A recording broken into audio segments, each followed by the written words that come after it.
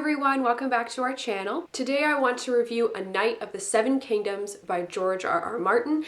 That name is obviously familiar to many of you. He is the author of the A Song of Ice and Fire series, which is wildly popular. A Knight of the Seven Kingdoms is a collection of 3 prequel novellas that take place 88 years before the prologue of A Game of Thrones. So the 3 stories that are included in A Knight of the Seven Kingdoms are The Hedge Knight, The Sworn Sword, and The Mystery Knight. And all 3 stories focus on a young hedge knight named Dunk and his squire Egg, who is, and this is not a spoiler because you find out very soon, it's on the back of the description of the book, Egg is the future King Aegon V.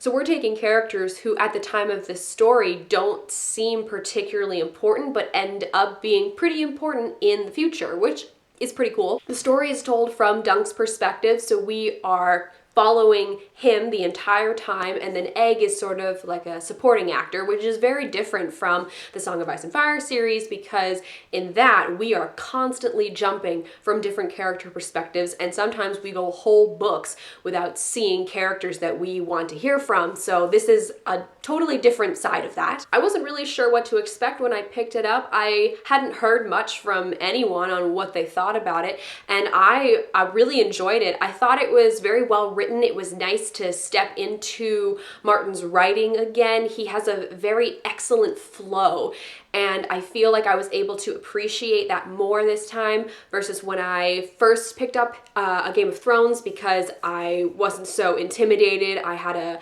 idea of what to expect, so that's always nice when you feel more comfortable stepping into a book. You have a little bit of an idea of what you're getting yourself into, and it was really nice to read something written by George R.R. Martin after almost 5 years of not reading anything from him. I finished A Dance with Dragons in the summer of 2013, so yeah, it's been a while, but it was really nice to be able to read something fresh and new from him. At least it was fresh and new to me.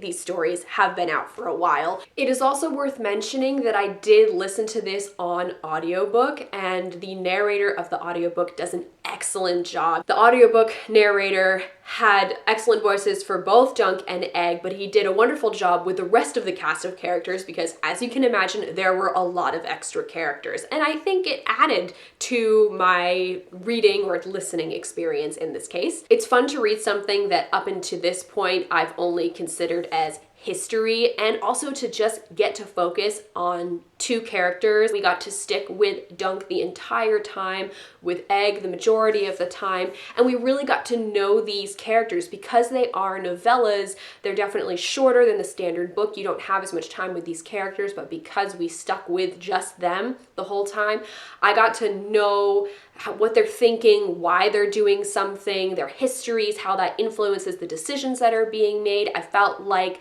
these 2 characters were very well fleshed out. As is usually the case, there were a few things that I didn't love. The first was that the second story really dragged for me at times. It was definitely the hardest one to get through of the 3, and it was just the nature of the story. I don't think there was necessarily much he could have done to actually make it better, unless he completely just did something else with it. I mean, it's a novella. There's only so much you can do.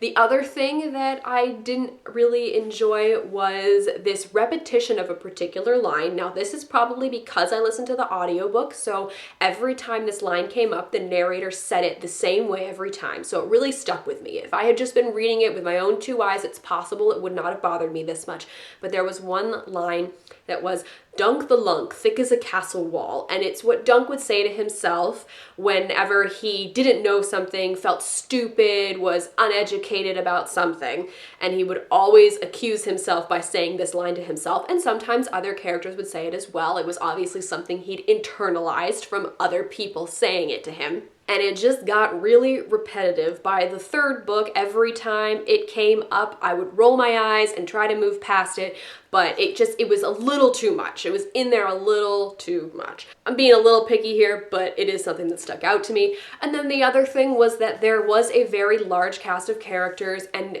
it can get confusing sometimes, especially when you have large gatherings of people and there's different names being thrown out all the time. However, this is something I'm kind of used to at this point because that is how this entire universe works. There's always a ton of characters present and you just have to roll with it whether or not you completely understand who everybody is. So that wasn't too much of an issue, but it's certainly something that was prevalent in Song of Ice and Fire series so far and in this one as well. Overall though, I really did enjoy my reading experience. I liked being able to stick with two characters, really focus on them, and just get these little stories, whether they were insignificant or quite significant. It was just fun to see this world from a different perspective, and to know that there are more of these coming is nice. I will certainly read the other ones whenever they happen to be published. I'm certainly looking forward to following Dunk and Egg's journey because I do know where they end up, but there's this whole portion in the middle that we don't know, and so that's, I assume, what the rest of these prequel novellas are going to be about.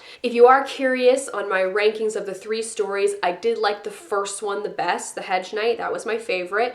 The third one, The Mystery Knight, was my second favorite, and then the second story, The Sworn Sword, was my least favorite because, as I mentioned earlier, it definitely felt like it dragged a bit compared to the other stories. So if you have read A Knight of the Seven Kingdoms, or you've read one or two of the prequel novellas, let me know what you thought of them down below. As always, all of our links are in the doobly-doo. You can check those out if you feel so inclined. Thank you guys very much for watching, and I'll see you later.